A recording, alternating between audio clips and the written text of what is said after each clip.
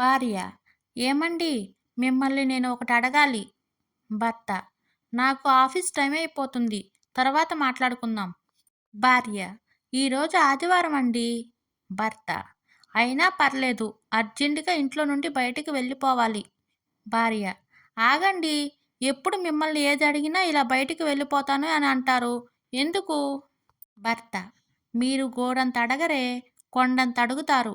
ఇప్పటికే సగం నడుగు విరిగింది.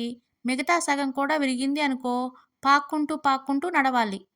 భార్య: నువ్వు పాకినా తేకినా నేను చెప్పిందే నువ్వు వినాల్సిందే. భర్త: మొగుడు కోమాలోకి వెళ్ళినా నా మాట వినేసి వెళ్ళండి అనే రకమే మీరు. భార్య: ఎందుకండి అంత ఫీల్ అవుతున్నారు?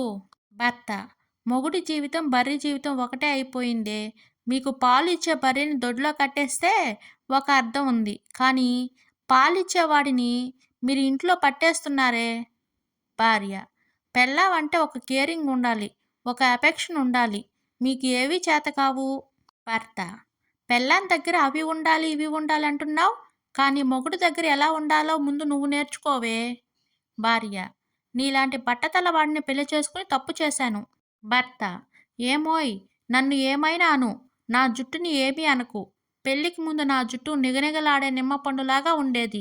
పెళ్ళి అయిన తర్వాత ఒక్కో వెంట్రుక ఒక్కో వెంట్రుక నీ వల్ల పీకి ఇలా అయిపోయింది. భార్య: ఆపుతావా నీ సోది? భర్త: ఇంతకుముందు అమ్మ ఒడిలో పడుకుంటే గుండె భారం అంతా దిగేది.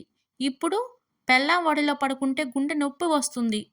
భార్య: పెళ్ళాం పులుపు లాంటిదండి. ఈ పులుపు అనేది లేకపోతే కూర ఎలా అయితే చప్పగా ఉంటుందో, మగవాడి జీవితం కూడా అంతే. పెళ్ళాం లేకపోతే చప్పగా ఉంటుంది, తెలుసుకో. భర్త: అదెలా అదెలా? ఈ పులుపుకి కక్కుర్తిపడే చాలామంది మగవాళ్ళు బీపీలు తెచ్చుకొని వీపీలు అవుతున్నారు. భార్య: మాటకి మాట ఎదురు చెప్పడం బాగా అలవాటైపోయింది మీకు. భర్త: అలా అని నేను అనాలి. చూసావా నీ తెలివి? నేను ఎక్కడ ఆ మాట అనేస్తానో అని నువ్వే ముందు అనేశావు. మీ ఆడవాళ్ళు ఇలాంటి వాళ్ళని తెలిసే ప్రభాస్ పెళ్లి చేసుకోలేదు. నేను అలాగే ఉండిపోవాల్సింది. భార్య: అయ్యో, ఈరోజు ఆదివారం, పెళ్ళానికి ఒక పానీపూరి తినిపిద్దాం, ఒక చీర కొనిపెడదాం అని ఉందా మీకసలు? భర్త: అబ్బా, ఏం చెప్పినావే. పోనీలని మిమ్మల్ని బయటికి తీసుకుని వెళ్తే మీరు చీరతో ఆగుతారా?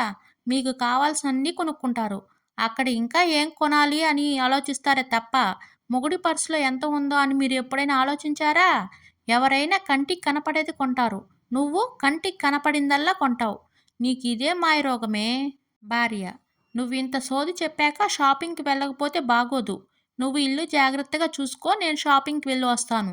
భర్త: నీకు షాపింగ్కి వెళ్ళడానికి డబ్బులు ఎక్కడివే?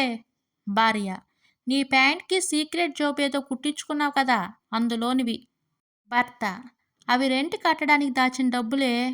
భార్య: రెంట్ కట్టడం మీ సమస్య, దానికి నాకు ఏ విధమైన సంబంధం లేదు. భర్త: దొంగ ముఖం.